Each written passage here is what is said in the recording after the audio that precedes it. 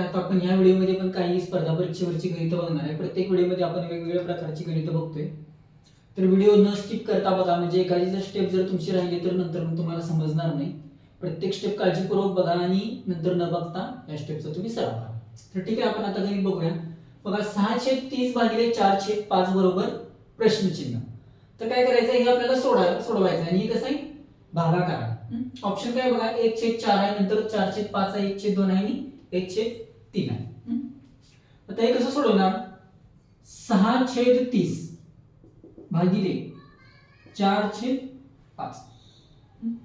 आता तुम्हाला एक गुणधर्म माहित पाहिजे की भागाकार म्हणजेच काय असतो, उलटून गुणाकार. म्हणजे बघा, तर 1/2 भागिले 3/4 हे जर मला गुणाकार रूपात जर लिहायचं असेल तर मी कसं लिहिणार, 1/2 गुणिले हे 4 वरती जाणार, म्हणजे काय ना, जो छेद आहे तो होणार अंश. 4 छेद, जो अंश आहे तो काय जाणार, छेदात जाणार, म्हणजे काय 4/3. म्हणजेच काय, भागाकार म्हणजेच काय, उलटून गुणाकार. म्हणजे तुम्हाला भागाकार गुणाकार जर करायचं असेल तर अंश आणि छेद काय करणार, तुम्हाला अंश हा छेद होणार आणि छेद हा अंश होणार. तर बघा, मी याचं उत्तर कसं येणार, 6/30 गुणिले, आता मी काय करणार, 5 ला काय करणार, वरती लिहिणार, 5/4. आता असा असतो भागाकार आणि असा असतो गुणाकार. म्हणजेच काय मी लिहिणार, 6 गुणिले 5 भागिले 30 गुणिले 4. आता मी भागाकार करणार, 6 एके 6, 6 पंचे 30, 6 एके 6, 6 पंचे 30.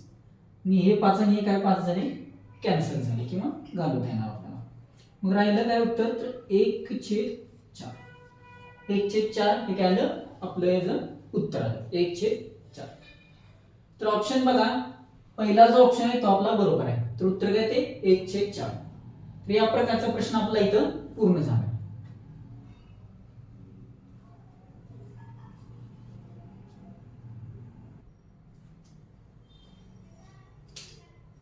ठीक आहे, आपण आता पुढचं गणित बघूया. काय प्रश्नचिन्ह. तर ह्या प्रकारचं जर गणित आलं तर या प्रकारचं एक गणित आपण मागच्या वेळी बघितलेलं. आता हे गणित कसं सोडवायचं ते बघूया.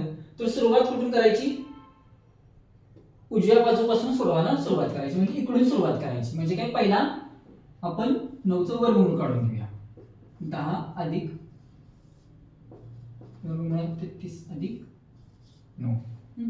तर पहिल्यांदा मी आतलं जा कोण जे वर्गमूळ आहे ते मी सोडवणार. म्हणजे याचं उत्तर किती येते, तर वर्गमुळात 9चं उत्तर किती येणार आहे, 3 येणार आहे. म्हणजे याचं उत्तर येणार आहे माझं 3.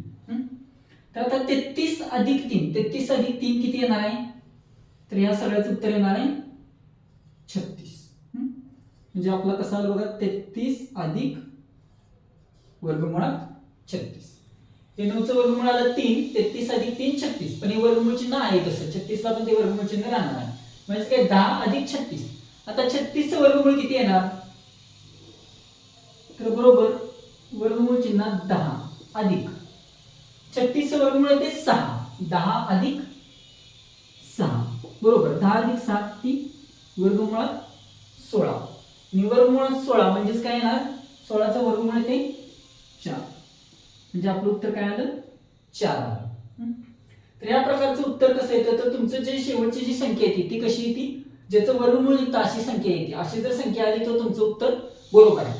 जर समजा जर माझं उत्तर जर असं वेगळं काय आलं असतं, 17 किंवा 19, तरी माझं उत्तर ऑप्शन मध्ये आहे का मला बघायला लागलं असतं किंवा मला परत एकदा चेक करायला लागलं असतं. आता डायरेक्ट उत्तर आपलं किती आले, 4 आले का, तर 16चं वर्गमूळ किती येते 4. तर या प्रकारचा प्रश्न आपण अगोदर एक सोडवलेला आहे. आता त्या टाईपचा दुसरा आपण प्रश्न बघितला, इथं आपला प्रश्न पूर्ण झाला.